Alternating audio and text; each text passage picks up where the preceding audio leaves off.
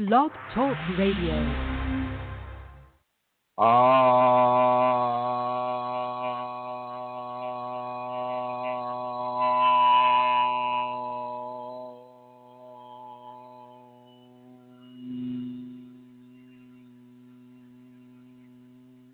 Hello, everyone, and welcome to this edition of the Kundalini Awakening radio program that we put out through Kundalini Awakening Systems One. My name is Chrism, and I'd like to welcome you to the program.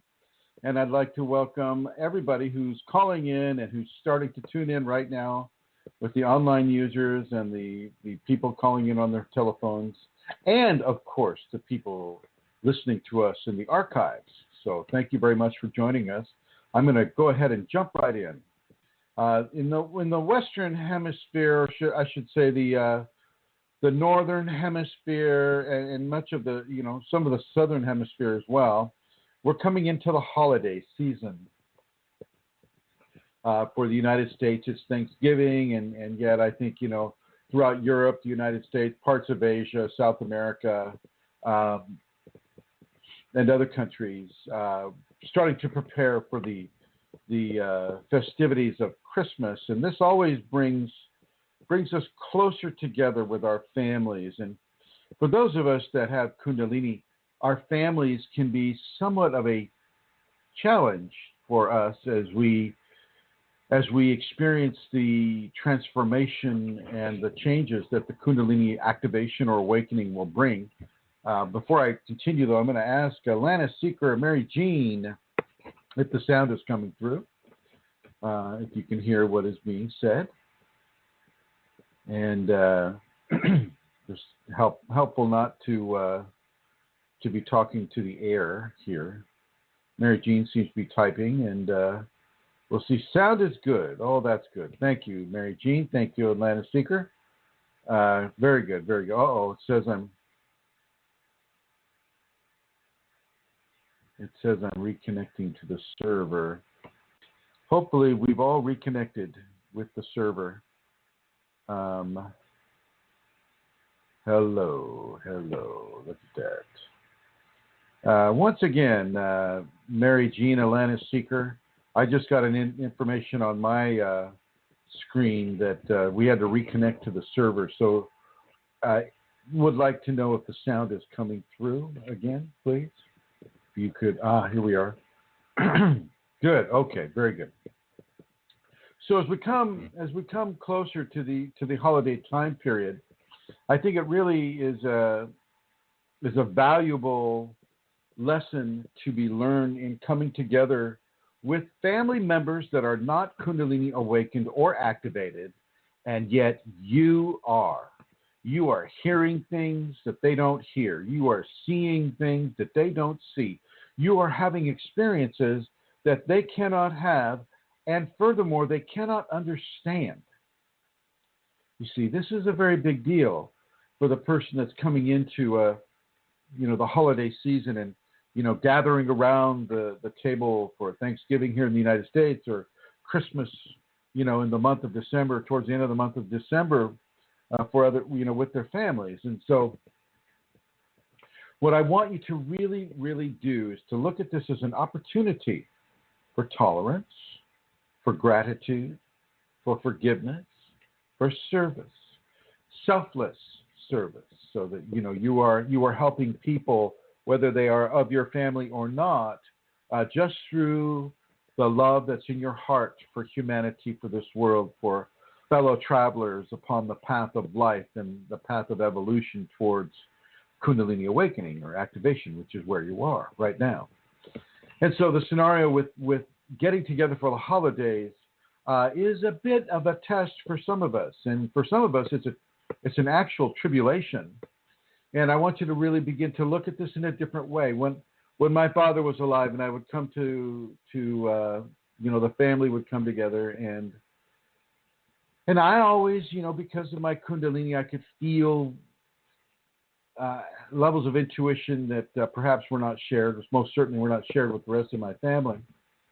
And I would just tolerate them. I would tolerate their judgment, I would tolerate their questions. I'd answer them as truthfully as I could.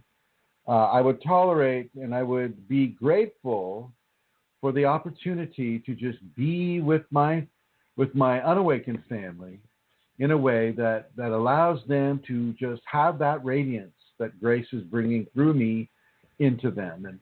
And this is a true gift of the holiday season is for people to be in your presence, people to be within the radiance of your presence, and that radiance be filled with divinity, with divine understanding, divine forgiveness, divine love, divine tolerance, divine caring and compassion and selfless service, not only for your family, as I mentioned before, but also for complete strangers on the street or your friends, or even just for the environment.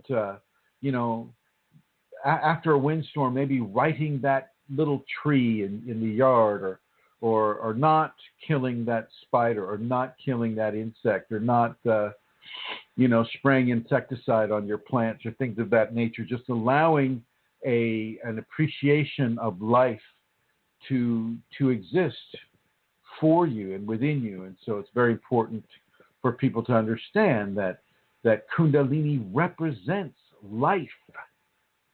It is a life engendering process, and let that be part of your gift to grace and to all the different individuals that I've mentioned before. And you're going to, as you sit around the table, or you're around the tree, or you're in your church, or you're, wherever you go into these festivities,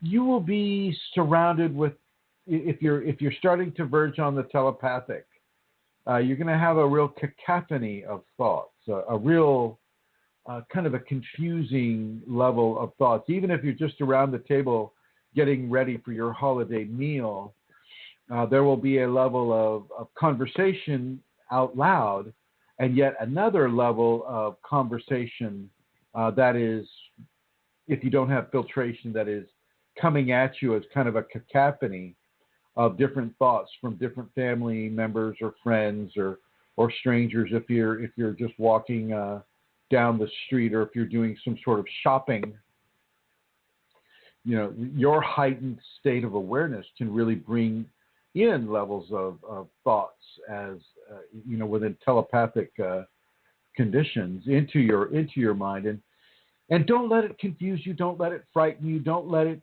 make you think that you're wrong, or that's you're mentally unfit, or that you're mentally ill. None of these things are true.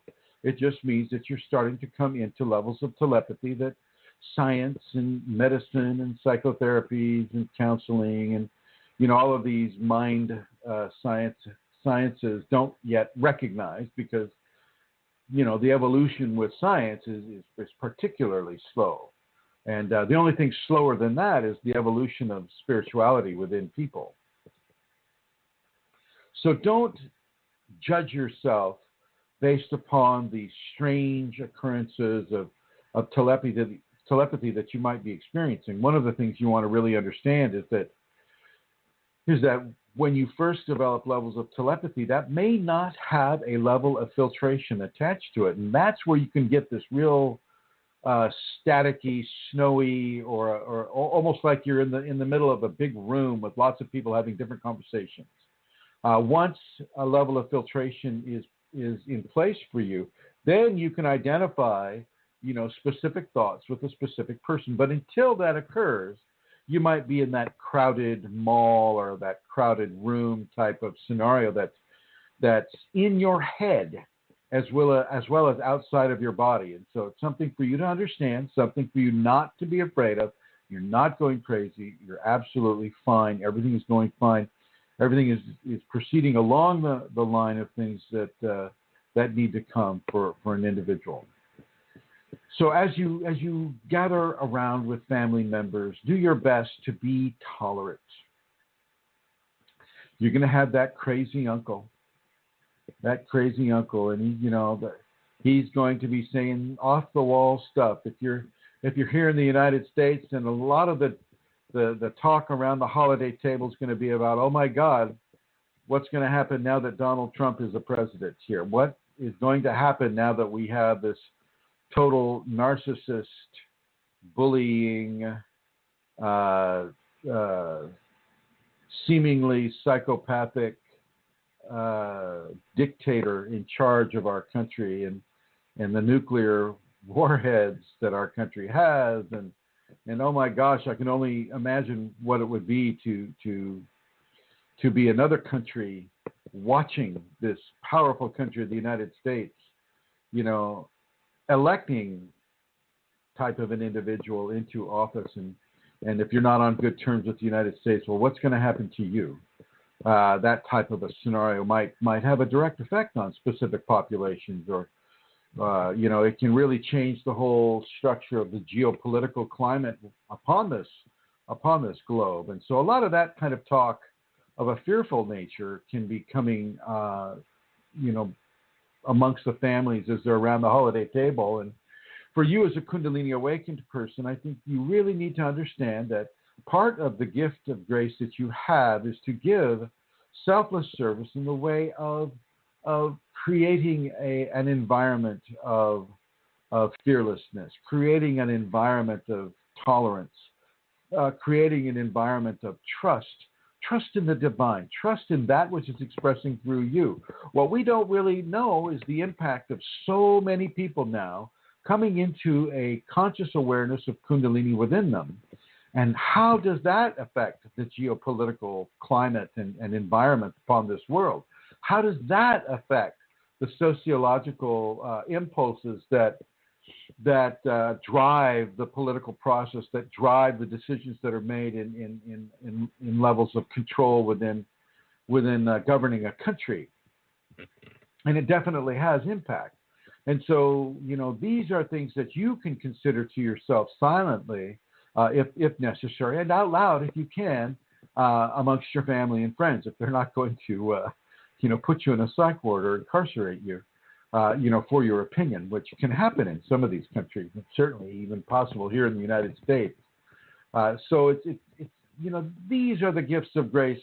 We are able to perhaps reach into a greater level of understanding, of comprehension about the karmic attributes of geopolitical events such as this, and what are the lessons that are being taught to large populations? What are the lessons that are being taught to individuals which make up these large populations? What is the level of fear? What is the level of self-aggrandizement? What are the levels of say, toxic behaviors that can be molded or shaped by the divine into a positive outcome? Positive meaning that, it's beneficial for the environment, beneficial for nation states, beneficial for large populations of people and this planet.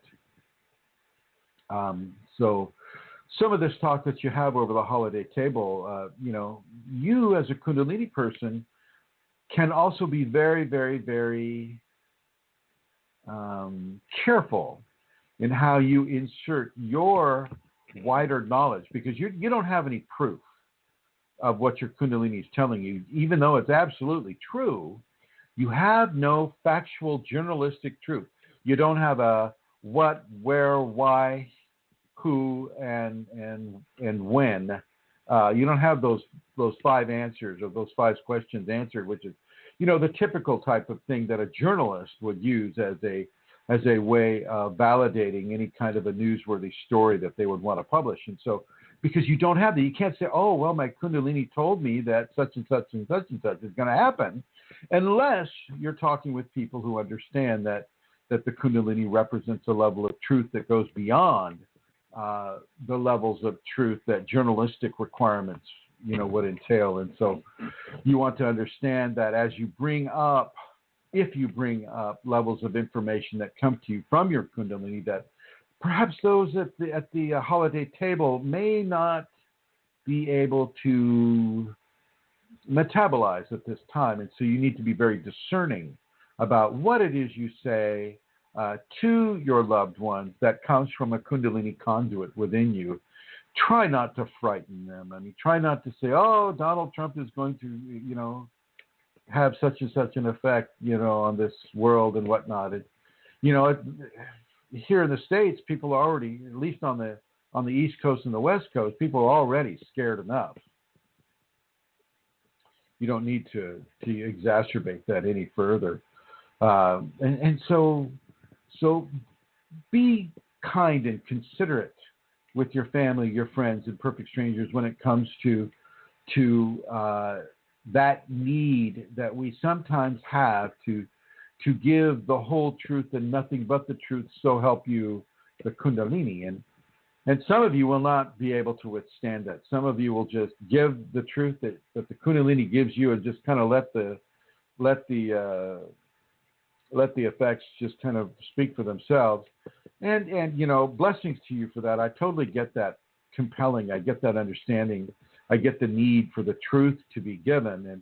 And especially for those that are earlier in the Kundalini awakening, that desire to give unfettered, what's the word? You know, the whole truth and nothing but the truth to anybody that will hear it. You know, that's very, very good. It's very, very admirable, but it can also be very, very alienating to people who may not be able to understand or to metabolize what it is that the truth of your Kundalini is saying to them. And before I go any further, it is my great honor and my great joy to introduce the woman who really owns this show. This is a gift of grace that she gives to the Kundalini populations, and she comes from the Emerald Isle, otherwise known as the Republic of Ireland. And I'd like to introduce her right now, Amelia Santara. Hello. Hi, Chrism. Hi, everybody. I do not own this show. This show is owned by the Kundalini, I feel. All I do is provide the platform, and really, Chrism, you own the show. I am merely the person who provides the platform and does a little bit of help in the background, which is a great honor for me to do. It's a great privilege. But I do not own the show. So okay. That I need to say that because that is the case. And how does your family handle the holiday spirit, knowing that you have Kundalini?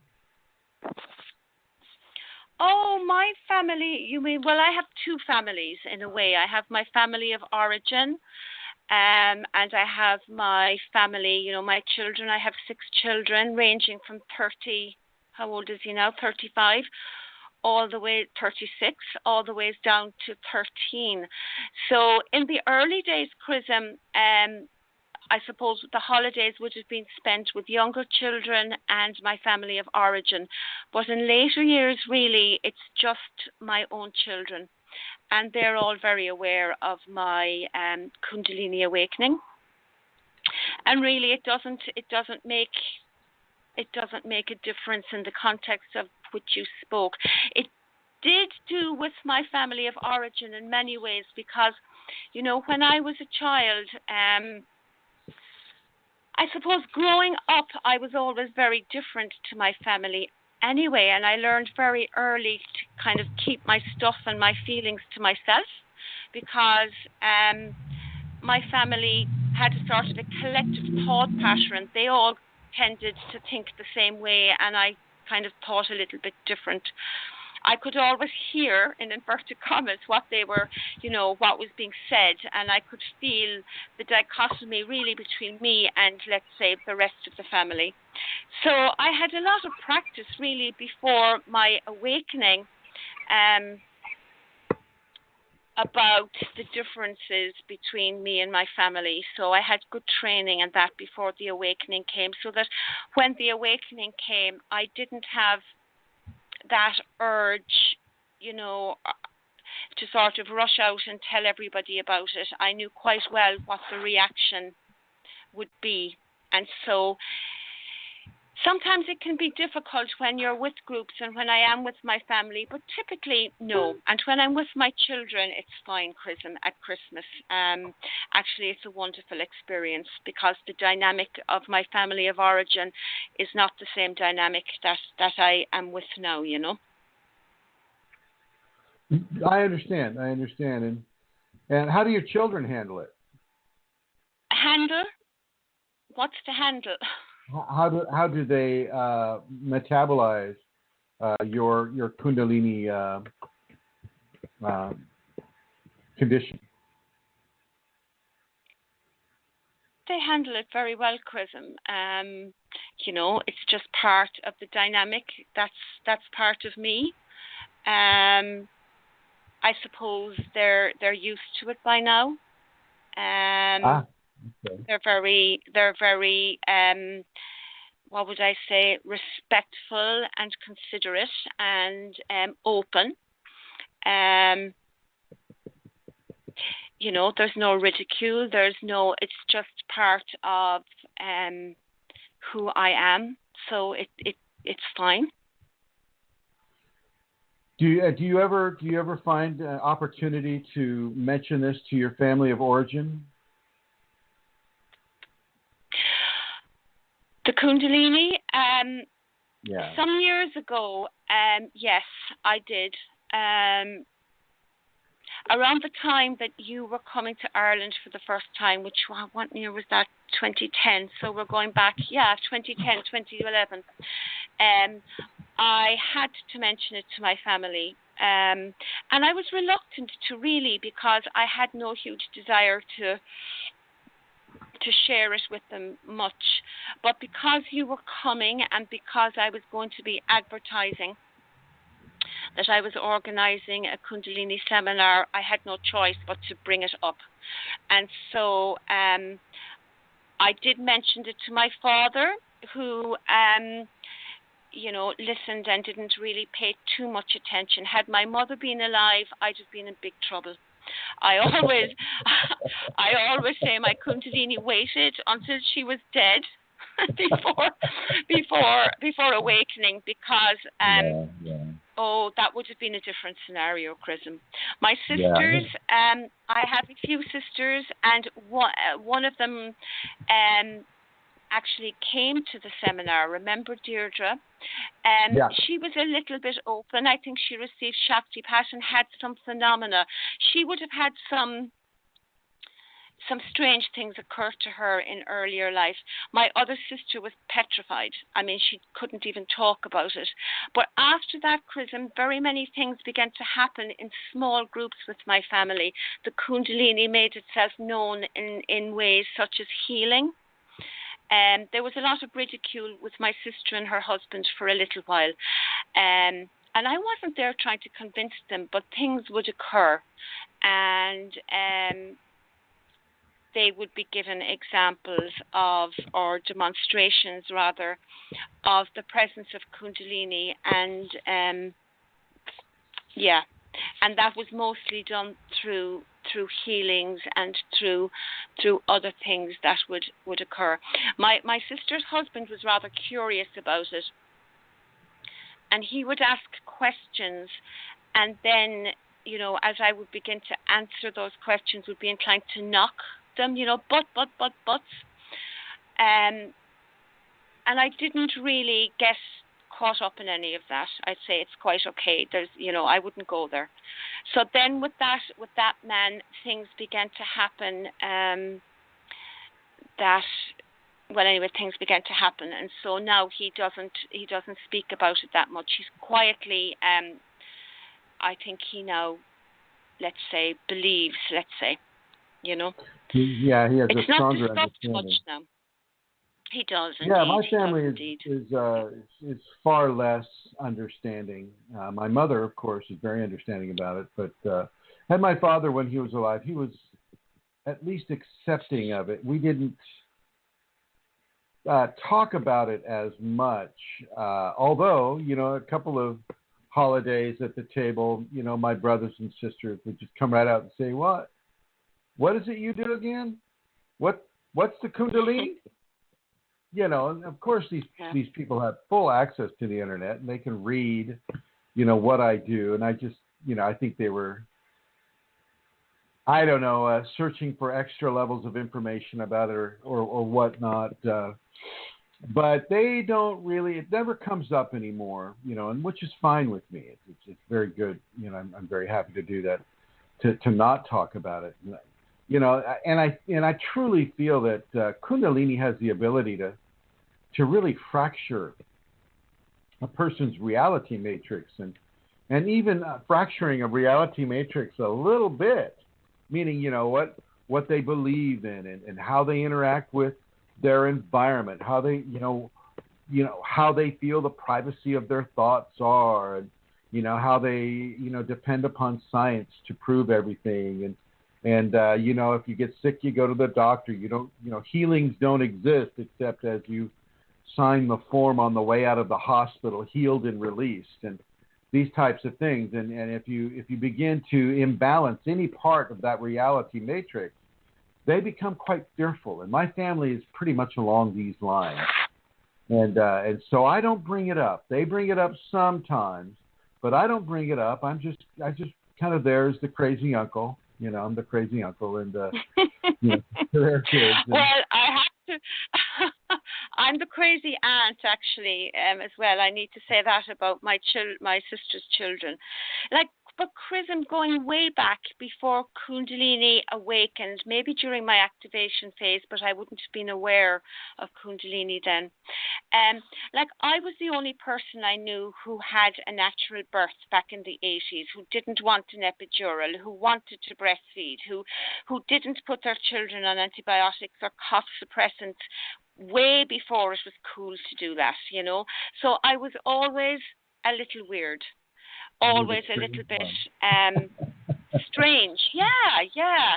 And I think that was all and out of the context of my family. So I look back on that and I think it was Kundalini training, really, Kundalini guidance,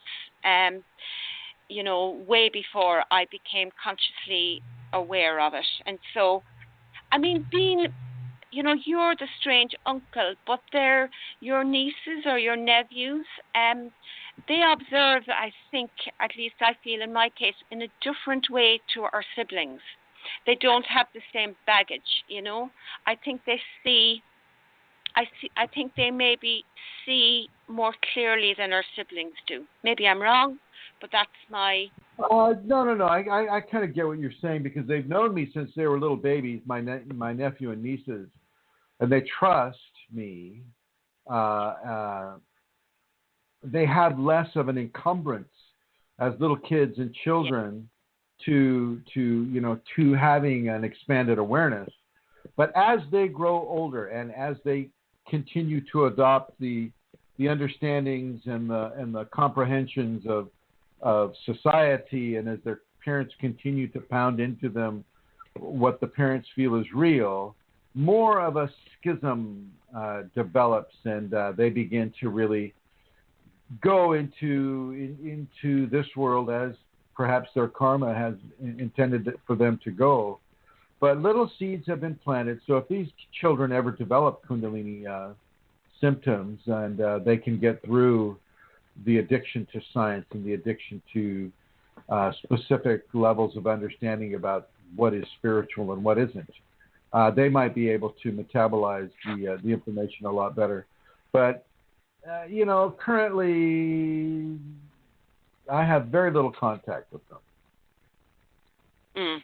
And I think that's basically because of my brothers and sisters and their spouses that kind of want to keep them at a distance. I think they know intuitively that their own reality matrix might be destabilized, and because their reality might be destabilized, therefore their children's reality might also be destabilized. And I think they tend to become very protective of those areas, and so.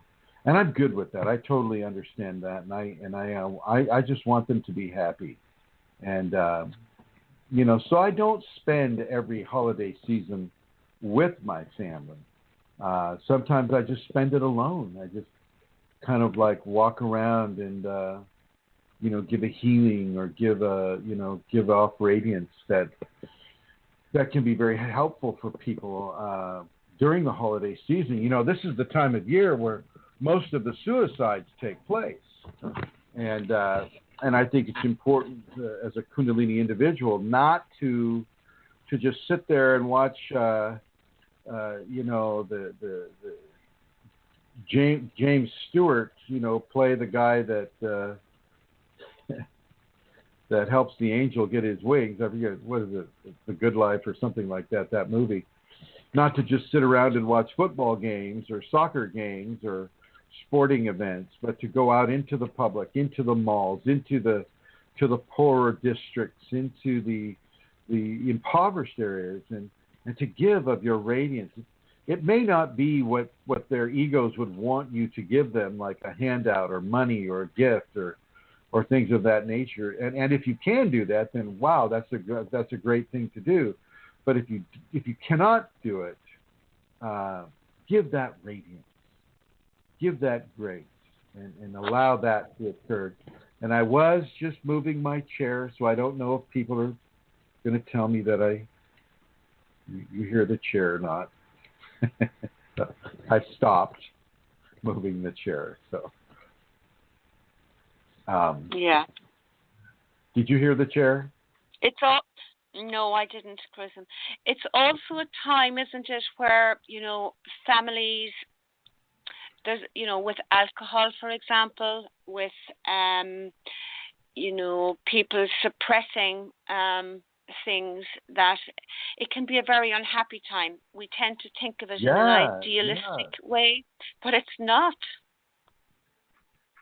Well, I mean, it can be for some people that are having marital problems or, financial problems, job-related problems, that, people that have put all of their hopes and dreams into a box of money, and maybe there isn't a whole lot of money in that box, and they can't give to their family or friends or relatives what it is they feel that they must give, and the pressure can become so intense that they break and they buckle under that self-imposed egoistic pressure. And yeah, this is the time of year when things can be really, really tough. I'm sure it happens that way in Ireland too. Oh, I think that's a universal thing, Chrism. Yeah. Yeah. And so this is a time to be grateful for having nothing. This is to be grateful for that. This is, within a Kundalini context. Some of you that are having Kundalini right now may be absolutely homeless or maybe so destitute that you can't even pay the rent, or you can't put food on your table, or certainly not a huge Thanksgiving feast or Christmas type of holiday feast. But that doesn't mean that you have nothing. Kundalini, though it may not have tangible physical presence, is one of the greatest gifts that divinity can give to a person. God's hand on your shoulder, Goddess's hand in your heart, is a huge level of gifting for an individual to have. It's so huge that it can drive you crazy by even having it. And I'm going to go down here to Miss Brooke Robertson. And Brooke, what is your take on the pressures of the holiday season and having Kundalini at the same time? You know what, I just got here, so I wasn't sure what we were talking about. What is your Shakti sounded like we were say talking about depression during the holidays. Oh, yeah, depression during the holidays. What does your Shakti say about that? Well, can you put your mouth closer to the microphone? Yeah, sorry about that. I'm having a little difficulty with my pup today. But, yeah, it's definitely alive and well, these pressures. If you go into the stores right now, there's a lot of frantic, I don't know, it seems like greed is what I'm picking up on. Like everybody's got to get everything, and it's just a weird vibe. And I can see how, with the Kundalini, we're so sensitive to everything as soon as we step outside, and we can get bombarded with all of these different frequencies of from the heart, the thoughts, the motivations, and so it seems all amplified right now. So I think for myself to be careful not to let any of that stuff come in and start to own it for myself, because it isn't mine. It doesn't have to be, feeling that way. We can be thankful for, like you said, nothing that we might not feel like we have very much. I know for myself right now, it's like that for me. Very isolated and that sort of thing. But yeah, I was just out a little while ago, and it just seems like the overall vibe is it's funny. It's like greed. I was in a store, so maybe that's what it was. But it's like everyone was running around frantically, stressed out, trying to get this dinner prepared for tomorrow, which in the U.S. is one of the biggest holidays, the Thanksgiving holiday that we're having here. So everybody's running around doing that, and I can feel it. Yeah, it's definitely a vibe. And can you imagine the pressure that is on an individual that does not have the money to have these things? Well, I don't know. Like a lot of the homeless people that you see around that don't have the money, I don't really know that I can't speak for them because I'm not homeless, but I don't know if they're having pressure or if they're thinking about other things at this point. I don't know. I think there's a level of pressure, a level of guilt that some of the really destitute folks feel, especially if they're just newly destitute, newly laid off from work or things of that nature. And certainly these are man-made holidays and stuff, though. Do you know what I mean? So it's not necessary to really go into it. All holidays are man-made. That's what I'm saying. This doesn't have to be the feeling of destitute. We don't have to feel that and buy into it because it's really not true. Right, absolutely not. But the social pressures tend to push one into a specific direction towards, being with the herd, shall we say, the herd mentality. And Aunt Jean is having a great big feast, and what am I to bring? What am I just going to bring myself and just consume everything, and I'm not going to have something to offer? And I just, I'm a great supporter of not feeling that your presence doesn't count. I think you people could need bring to a gift understand. that you made, or you could bring the spirit of, love into that. Right. And well, do you have any other comments that you'd like to make about the holiday season and how it affects you on a Kundalini level? I think for the most part, the Kundalini in me has moved me away from a lot of these types of activities, not in the sense of moving away from it, but just sort of putting me in positions where I wasn't participating in them in the way that the rest of society was. And so in the beginning, I don't know if that makes sense to you, Chrism, but I think the Kundalini has done that with me. And, well, you spent a lot of holidays alone, right, in a big house all by yourself. Well, I sure did. And, if I were to, that was all by design. Now, if I were to have gone into that, and it was hard for me in the beginning, and this is what I was getting ready to say, because, my mind and my ego wanted to feel bad and alone, and, why is my life like this, and why is it so strange? My life has been very, very odd. But, the more you get into your connection, you understand, okay, and that maybe she's trying to show you a little bit of perspective on these types of days that we call holidays, which are created by society that aren't necessarily the end-all, be-all.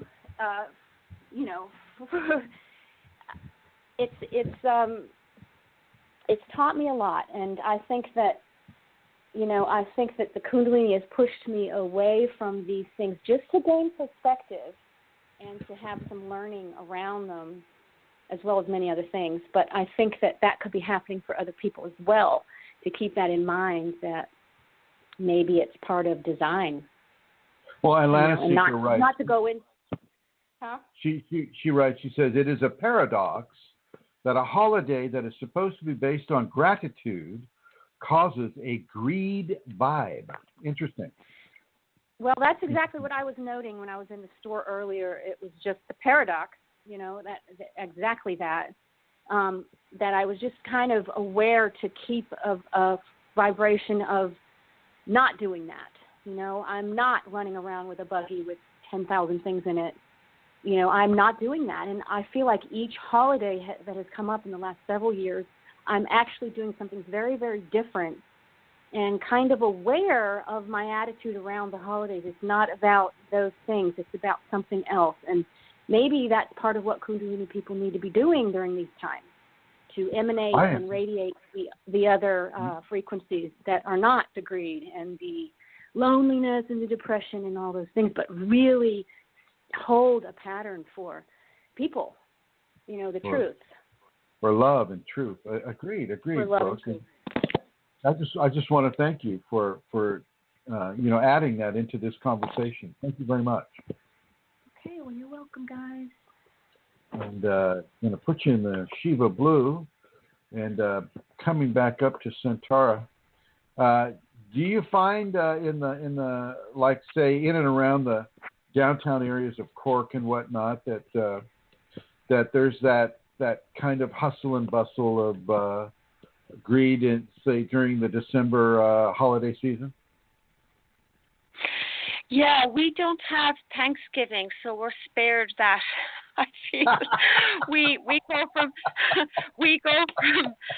Halloween to Christmas, so I think you have it tough there, guys. But yeah, I agree. I remember last year standing in a mall, or a mall as we would say here, and just standing still and feeling everybody else just completely stressed and hectic.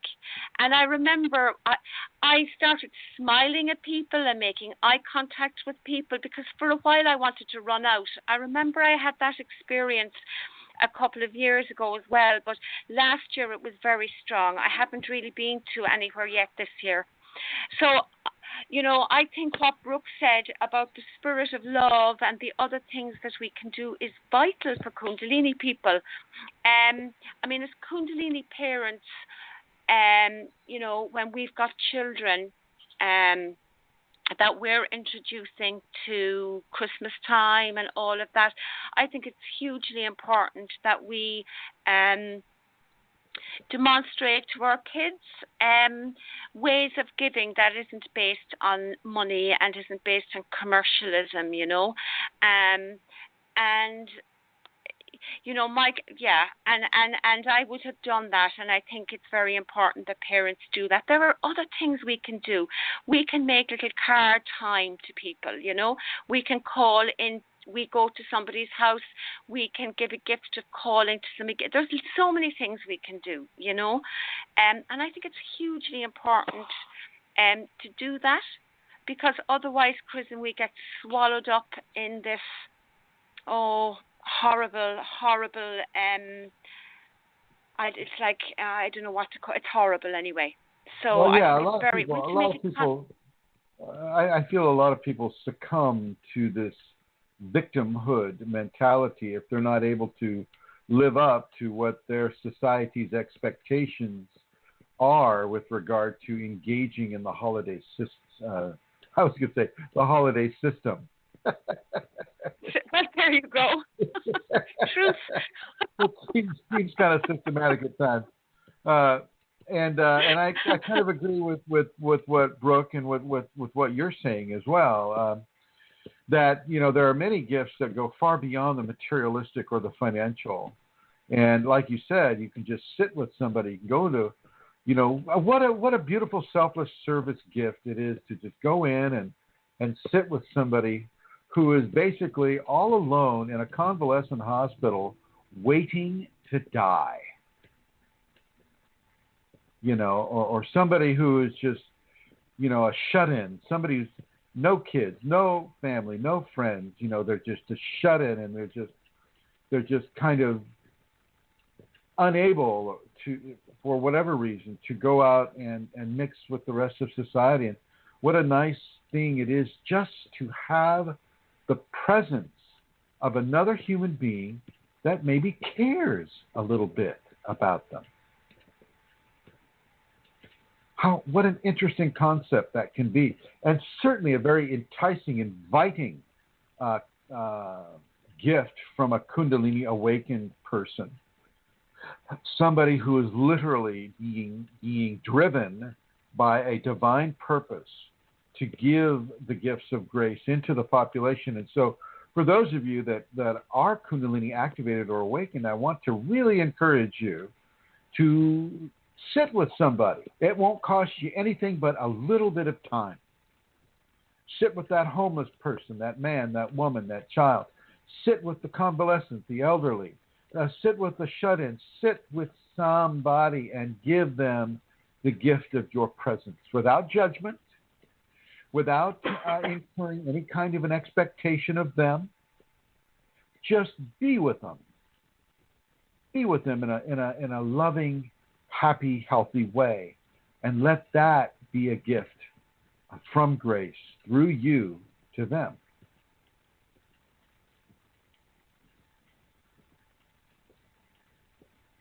An interesting thought, don't you think?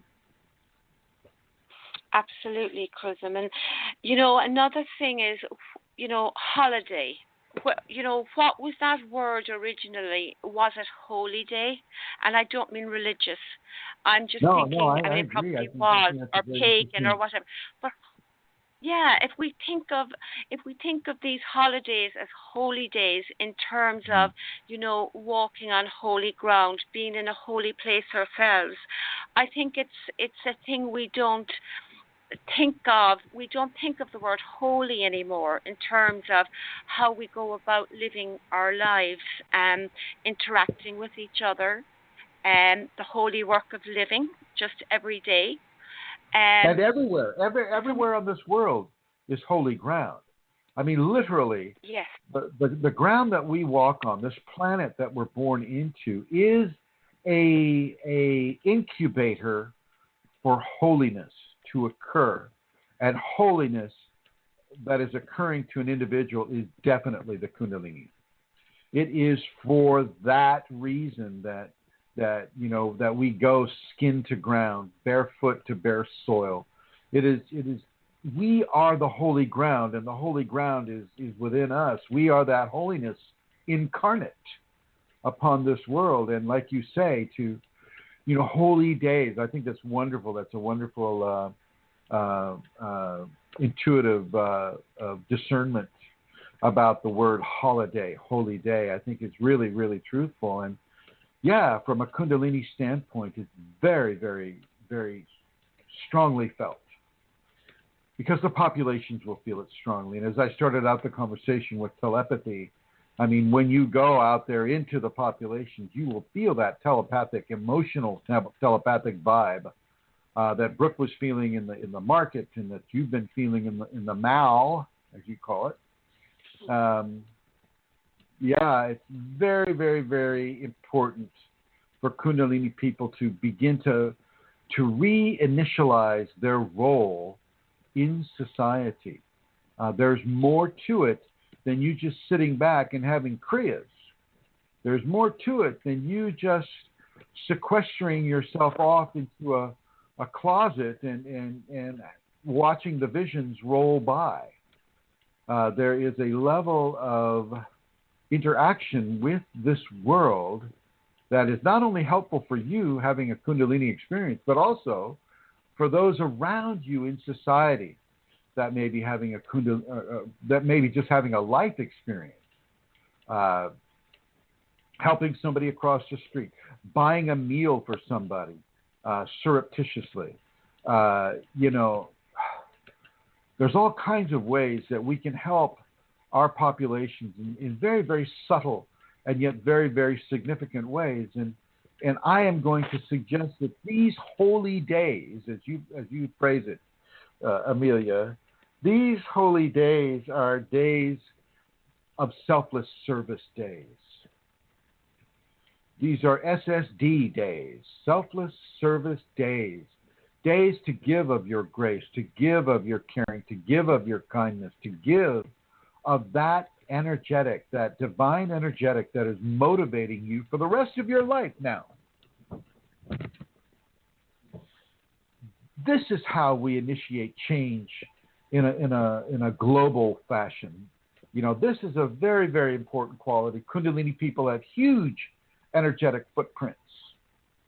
And the more seriously you take your Kundalini, the more serious your energetic footprint is going to be. The more you surrender, the more you are submissive to the Kundalini. And I mean that with a capital S.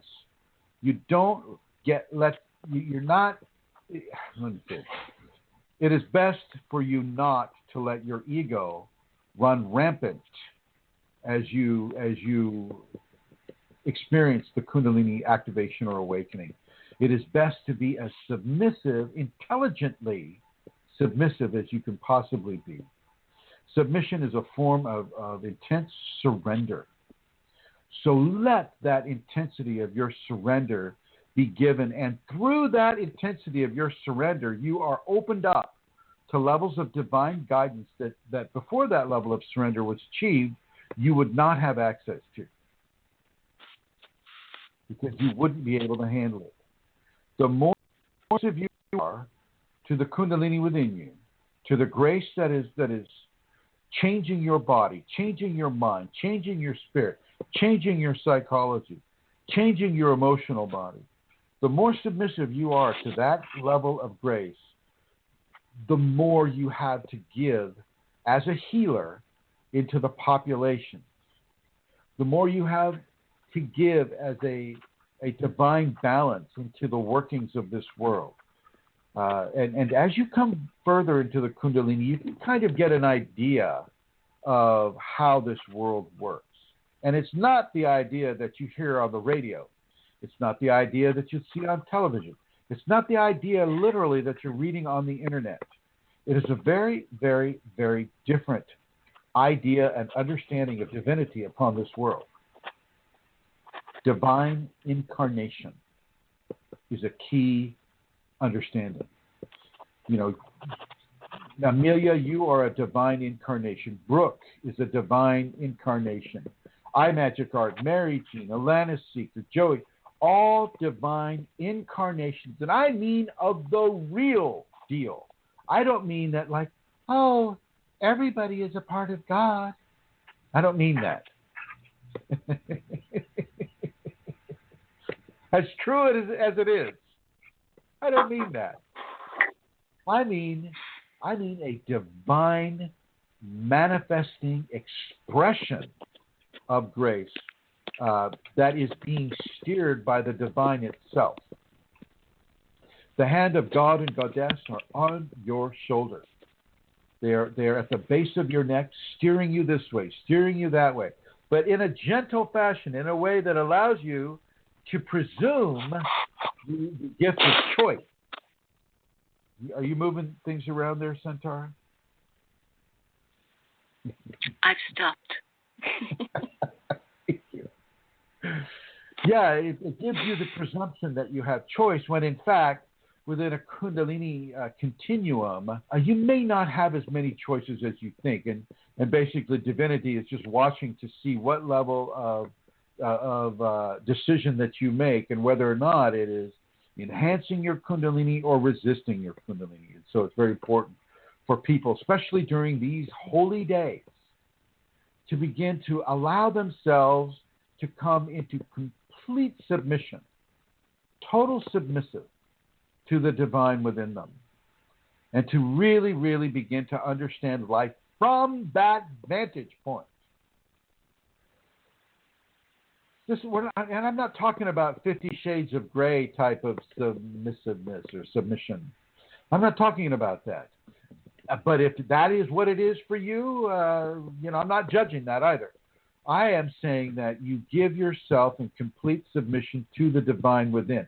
And if the divine within, orders you to do a certain type of practice that is really accentuating your surrender, that is really accentuating your lack of resistance, that really is accentuating your Kundalini process, then that is what you need to do. I don't care how against society's morals and ethics that goes, as long as you're not hurting or killing others or yourself, which wouldn't be the case. But, this is a big deal during these days. And just remember that your mere presence, helping somebody across the street, can stop a suicide from occurring. Your mere presence, your divine saintly presence, can literally save lives as you just walk the street. You just give people that much more self-confidence, or that much more self-love, or that much more of a drive towards being not so depressed, not so self-centered, which is, suicide's a lot about self-centeredness, that you can literally save lives. And I encourage all of you listening here in the chat room, those of you who have called in, and those of you who are listening in the archives, the future people, the people that are coming into these high holy days in the northern hemisphere, actually globally, to really begin to give yourself totally and submissively to the Kundalini, to the sacred male, sacred feminine within you. And the next question was, how do I do that? How do I give myself total submission to that which is already within me? The first thing you want to do is you can put a little altar in your room, and you can have any kind of a statue or a picture or a figurine, or even just a rock or a special shell or a leaf or something that represents sacred divine feminine to you. And give yourself to that concept. That's the very first thing you would do. Give yourself to that concept. Give yourself to that understanding.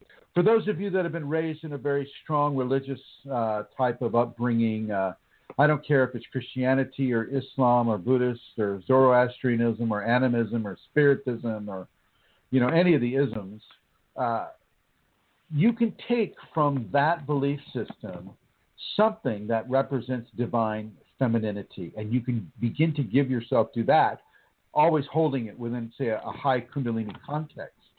And you begin to give yourself to that, and you begin to open yourself to the manifestation of that grace within you.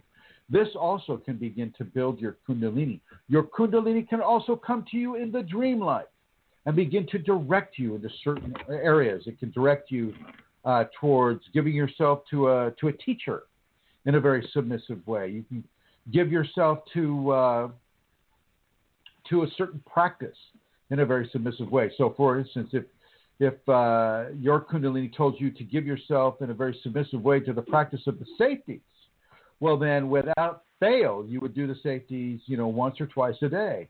You would do the 5 Tibetans. You would do the alternate nostril breathing. You would do the compression prayer. You would do the stillness meditation. You would do the devotion. You would do the selfless service. You would do all of these things without fail. And if you couldn't do them physically, let's just say you're at a job or whatever, and you just can't do it, well, then you do it in your head. You do it in your mind. It all counts, ladies and gentlemen. It all counts. And so you become as submissive as possible during these high holy days. And you let, through that submission, you allow yourself to be guided and given to the holy divine within you.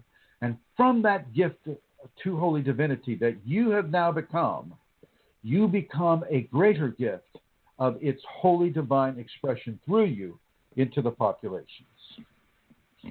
And I'm going to go over here to Brooke and see if she has anything she would like to add. Do you have anything to add to that, Brooke?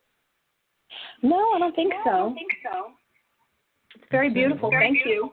Oh, very beautiful. Thank you. Thank you for saying that. And we'll come over here to Amelia. Do you have anything to add to that?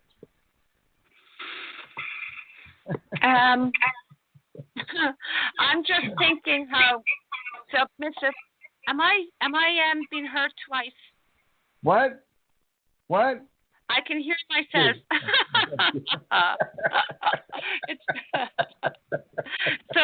said it twice. Submissive, I think, in a Kundalini context, is a holy word. I mean, to be submissive to the Kundalini is a holy thing. It is a really holy thing. Totally agree. Yeah, very good. Yeah. Very good point. Yeah, well, let me come over here to someone we haven't heard from in a while, and I think it's well worth noting that this is Joey Frost. And Joey, have you been paying attention to this conversation? I'm having a problem here.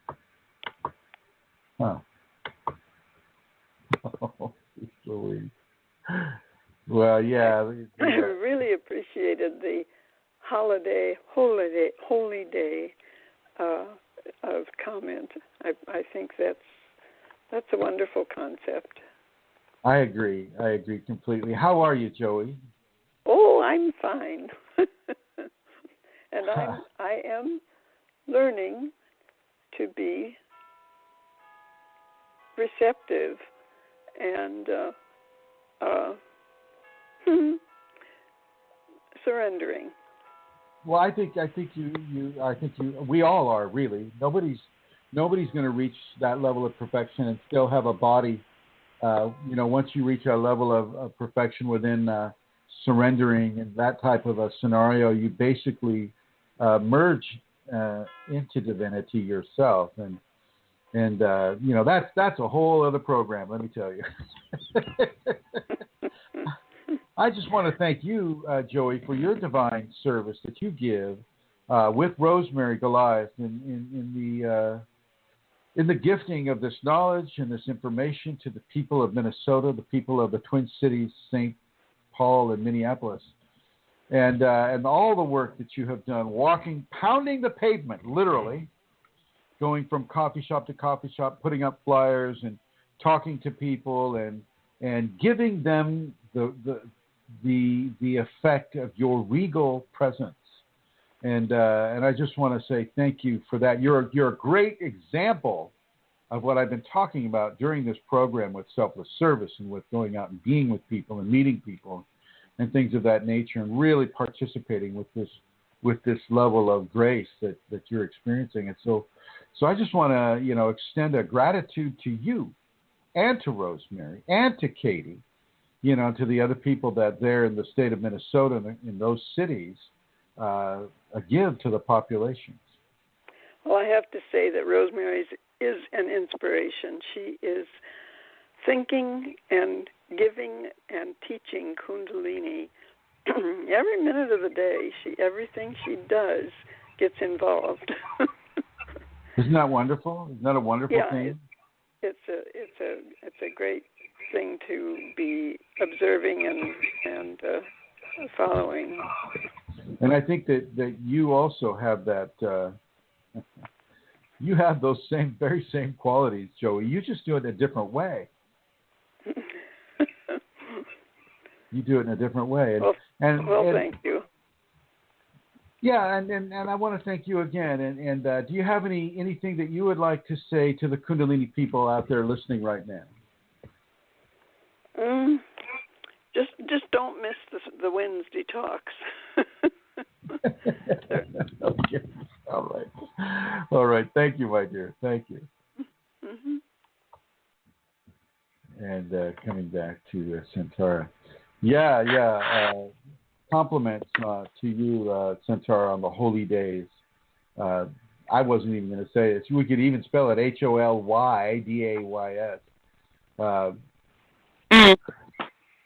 So I'm open to the questions if you have collected any. I have.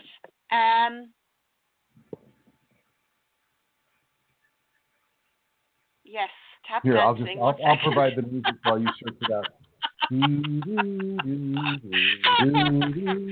Okay. I'm ready. Okay. First question is not from the groups. It has been sent in. It's not? I have a question. Not? It's not from the groups. So you have. I have a question about perception. My perception really changed. Yeah, per. Perception. My perception really changed since my awakening. I feel all these energies around myself, and my soul seems to be in communication with me in several ways. It is like I see these energies from persons in rooms. I remember it was the same as when I was a child. But I'm not sure if these energies always tell me the right. Don't al- I don't know already on which perception to hear or not. I'm not sure if I should hear any of these, or perhaps it's my ego. I feel it with my whole body and with my heart.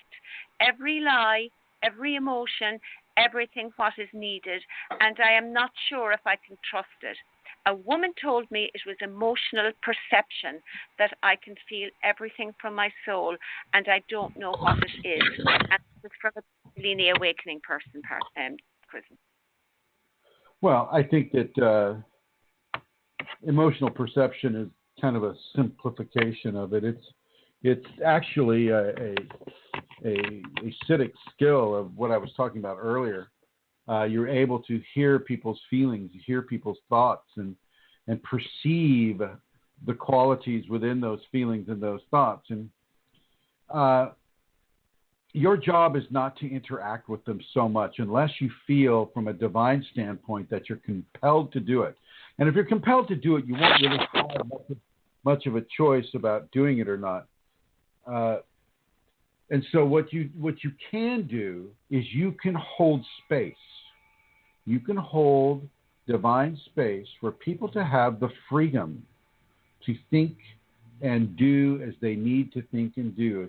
You can hold the space for their development. You can hold the space for their expression of divine development. Because as you're in that room with them, your radiance is flowing all over them. And it's going to have a direct effect on how they think, what they say, what they don't say. In many cases, people are saying the exact opposite of what they're thinking. And certainly during these holy days or these holidays, people are not saying what they're truly thinking, like, oh, I love that checkerboard tie that you gave me. Really, it's my favorite gift. When inside they may be going, oh my God, who am I going to give this to? So they're not, what are you doing there, Centaur? What are you doing? You're making all kinds of noise. Oh, I beg your pardon. Sorry, Chrism, sorry. Just a second here. Yeah, it's okay. It's all right. So it's like, people don't always say what they're thinking, and yet you'll hear both ends of it. You'll hear what they say, and you'll hear the 180-degree difference of what they're thinking, and vice versa. You may hear what they're thinking, and sometimes they will say what they think, and sometimes, that won't have the most level of appreciation that you might imagine, levels of truth like that giving. In many ways, we live in a society of lies, Lies. Everybody is lying in some way. People lie to save the feelings of other people. People lie to hide the feelings that they're truly having. People lie when they say, I'm fine, when they're really not fine. Say, how are you, Chrism? Oh, I'm really fine, thank you. That's kind of an obvious lie right there. People lie every day as part of our societal communication. And so when you're in a room and you're perceiving different emotions and different thoughts, just hold holy space and realize that your radiant footprint is expanding itself in a diametrically, I don't know if diametric is the right word, in a circular pattern, like an oval of energy going down through your feet and spreading up through your head and then spreading outward in a multi-vectored radiance out from you. And those that you happen to be able to see and feel coming into your radiance, these are the perceptions you'll be able to have because your reality matrix may not be to the point where you can go through the wall and feel what the people in the next house are feeling, and then the next house after that, and the next room after that, and the building after that. I mean, it takes a time to develop different levels of filtration and different levels of expansion to be able to really handle feeling so many different emotional and mental projections. And so you hold the holy space, and Kundalini itself will guide you to those perceptions that perhaps you would like to respond to, or that it through you would like you to respond to. Over. Thank you very much, Chrism. The next questions now are from the group. I'm wondering if my breath getting stuck is a Kundalini symptom or just anxiety, or both. I recently heard someone else say it happens to them, which made me wonder. For many years, off and on, when I need to take a big breath, it doesn't come up all the way and is very uncomfortable until a few moments later when it will. Yeah. This ties into a level of. Well, I mean, you have certain people can have apnea, apnea, which is a form of breathlessness, a stopping of the automatic function of breathing. Most of the time, we know it in the form of sleep apnea, where the breath stops and then all of a sudden there's a sharp intake of air, a minute or so later on. But there's also the level of breathing that doesn't give you the fulfilling deep breath that perhaps you want to have all the time. And this is not typical. You don't typically get to have that fulfilling, full lung full, deep breath like I just had. You get to have that all the time. And that's not something to be expected all the time. However, the more you do breath work, better this will become. So the more you do the deep inhalation like this, and you just hold it for a little while, the more you expand your lungs, the greater the level of air that you can bring in, the more expansion that you bring in, the greater level of air, the more prana you take from it, the greater the level of satisfaction that the active breathing can give. And so now, if you have done certain types of recreational drugs, some of these drugs can have an alteration on the autonomic mannerisms of the autonomic features of the body, such as breathing or defecation, urination, ingestion of food, metabolism of food, heart rate,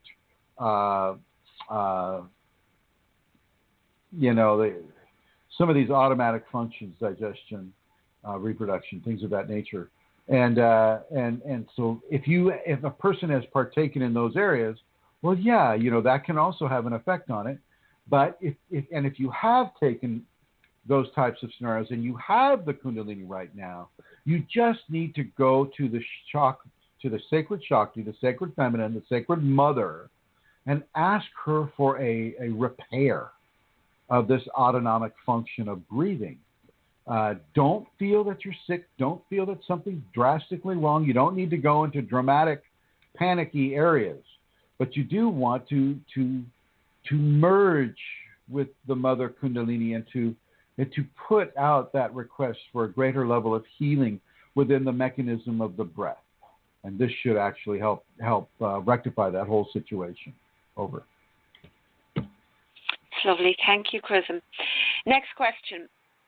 What's the best way to deal with gastro-stomach problems? It feels like I have had a huge lump in my stomach the past several months, and the Kundalini energy is slowly pushing through, and as it's breaking up, I'm feeling more nauseous. I've been doing mudras and also forcing myself to belch, which seems to release a lot of gas buildup.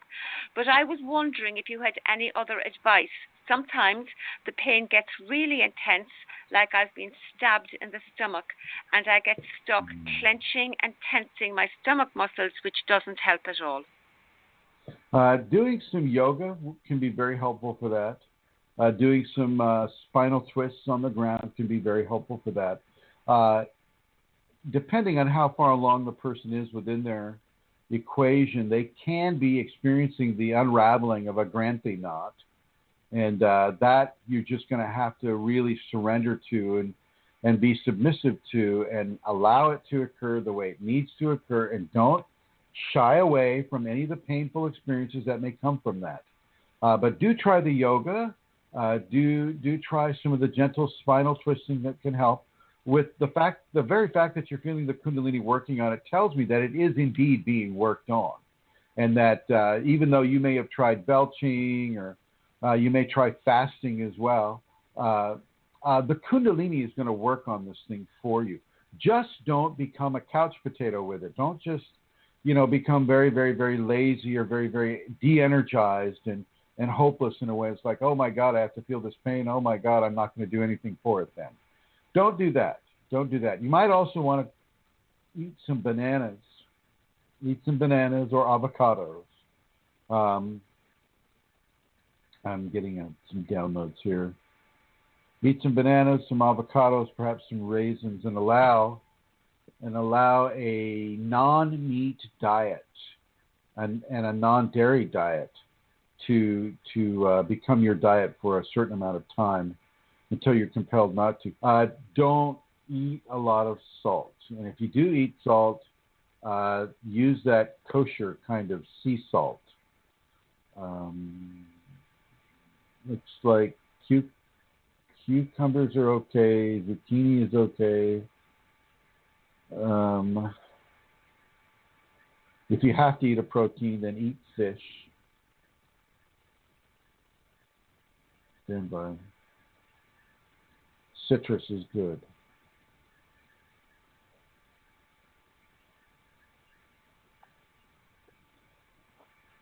Yeah. The more you focus on this with a fearful attitude, the worse it's going to get, because you're going to be putting a lot of energy into a place that is already saturated or being healed by the Kundalini. Let the Kundalini do her work on you.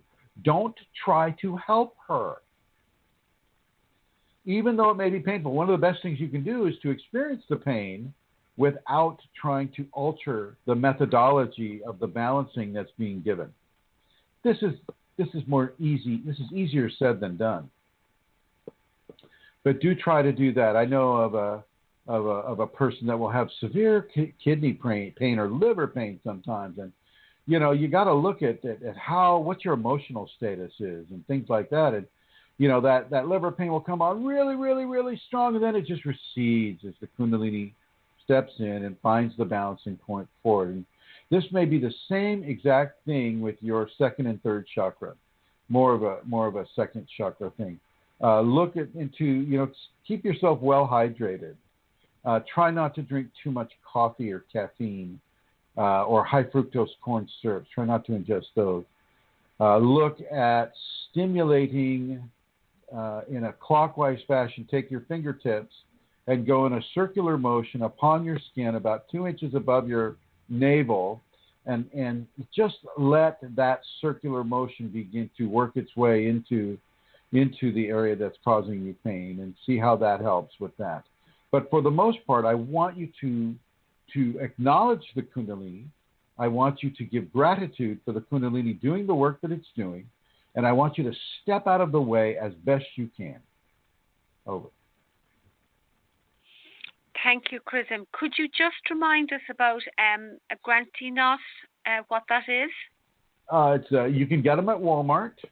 I think they're on a Holidays special. Sometimes they're chocolate covered. Sometimes, they're minty. But you can go to granthinot.com and you can purchase it online as well. They're not very expensive. They're about, in euros, they're like $50. So that means they'd be about €5. So there you have it. Oh, but you don't have Walmarts over there, do you? Okay. Granthi knot. No, we don't. We're very deprived. You can get deep fried Granthi knots as well, but never mind. So a Granthi knot is about a certain particular knot that has karmic identification, as well as current ego Kundalini intermixed identification, and it is a knot that exemplifies the evolution of the individual from mundane into semi-divinity. And these knots have to be unraveled.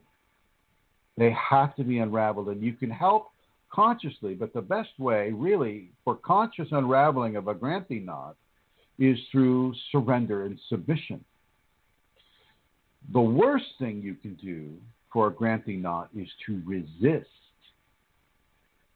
This is why surrender is one of the most important things for a Kundalini person to experience. You typically have from three to five Granthi knots. It'll be depending on the person's equation, but that's typically what's going on with a person. And except if you're from Ireland, they have about 50 Granthi knots, but only if they live in the area around Cork. No. Oh. Just kidding. No, you might be right. No.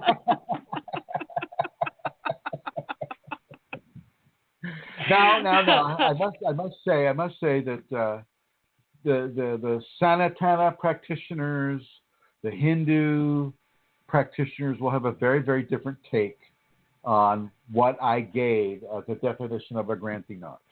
Okay, they're sticking to their religion, they're sticking to their high holy texts, and that's perfectly okay.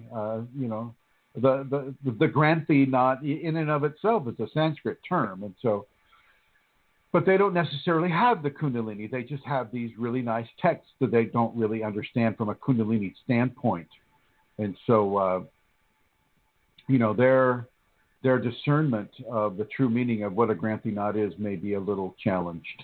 And I'm going to come back down here to Brooke and see if she has any kind of an experience with her Granthi knot. Are you having any experiences with your Granthi knots, Brooke? Yeah. I'm having a lot of experience. I might be with Santara on that one, having about 60. Did you say 60? I'm kidding. What kind of experiences are you having that you can lay at the feet of a Granthi knot?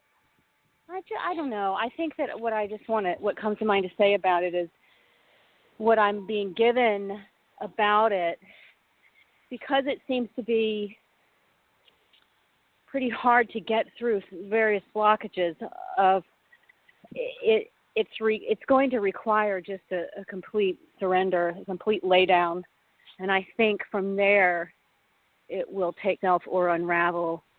But I feel like what we try to do is get in there and try to analyze it and work it out. And well, if this goes and we do this and we behavior modification and all that, which all of that helps. But I think with something as big as a blockage like these, for me anyway, what I'm getting in my downloads and my instruction on it is to do the surrender.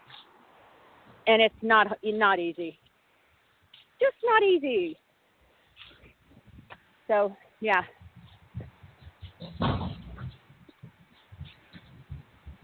Can you hear me okay? I'm outside. Oh, yeah, I can hear you just fine. But I didn't hear what you just said. So what did you just say? Really? You missed the whole thing? I didn't miss it. No. I had barking large dogs, and I had to let them in really quick. So I did hear most of it, though. Did you ask a question at the end of it? Is what I need to know. No, just could you hear me was the only question I asked. But yeah, that's about it. Okay, all right. Well, I agree that I like what you said about the laydown aspect. I think the laydown aspect is really, really important with regards to the Granthi knots. Becoming not extremely. Easy, though. Oh no, yeah, not easy, but so very much important. Yeah, easy to say, harder to do. That's for sure. Well, thank you. A lot of it is surrounding there. It's fear that's surrounding these Granthi knots. Can you put your mouth closer to the microphone? I said it's fear that's surrounding these knots. Well, yeah. Well, that's part of it for sure. How we respond to them. The fear will typically bring pain into the equation. Are you outside giving your pup a walk? You know what? You guys aren't going to be able to hear me. All right. Well, thank you for joining us in the program, Brooke. Thank you very much. Okay, and Amelia, one more question, please. Well, I liked what Brooke said about, when we surrender, the knots will unravel themselves when we step away from them. I thought that was, I liked that because that rings really true. I do too. Okay, next question. Right, next question. How to differentiate between inner voice, intuition, from entity's voice in our mind? Oh, yeah, you had to pick that one, didn't you? Well, I'll just read. I'll read what I wrote. This is how I responded to that question on the group. Your intuition is merged within the Kundalini, and yet a portion of it is still allowed to choose, at least to give you the impression that you're allowed to choose. This is where you can ignore any kind of communication that comes as a voice in the head or a dream or entities trying to guide you. Let your total and complete trust go to the Shakti, sacred feminine within you, as you are in the arms of the mother now, having a converged Kundalini. Ignore any conscious thought that doesn't feel it belongs to you. Your discernment of that feeling is your intuitive nature working for you. When it feels like it is not of you or from you, go straight into, say, a mantra of giving yourself to the Shakti and ignore anything else that may present itself. Seriously, ignore it. The Shakti Kundalini will not typically come as an inner voice, but as an all-pervading feeling and informative download that you have no choice in receiving. Other forms of entity communication are often corrupted or trying to form a contract of connection or control with you or over you. Ignore these. Your intuition will help you to distinguish the appropriate or inappropriate communication signal. Over. Thank you, Chrism. Oh, thank you. Question. Thank you. That's all I can do. I have to get ready for some visitors right now coming through, and I just want to thank you for collecting the messages. I want to thank Brooke and Joey for being live participants in the program. I'd like to thank everybody in the chat room and everybody who's listening in the archives, the future people. Do you have any last words that you'd like to say, Santara? No, not at all, Chrism. Thank you. Oh, well, I want to thank you, Santara, for putting this program together and for asking and collecting those questions. I want to let people know that they can go to Kundalini Awakening Systems 1 at yahoogroups.com, Kundalini Awakening ! On the Facebook network, Chrism.Kundalini on the YouTube network, and Kundalini Awakening ! In Google Plus as well. And I want to thank everybody for joining us this day at the beginning of the high holy days of the holiday season on this world. Thank you, Amelia. Thanks, Chrism. Bye, everyone. Thank you, everyone. Bye-bye.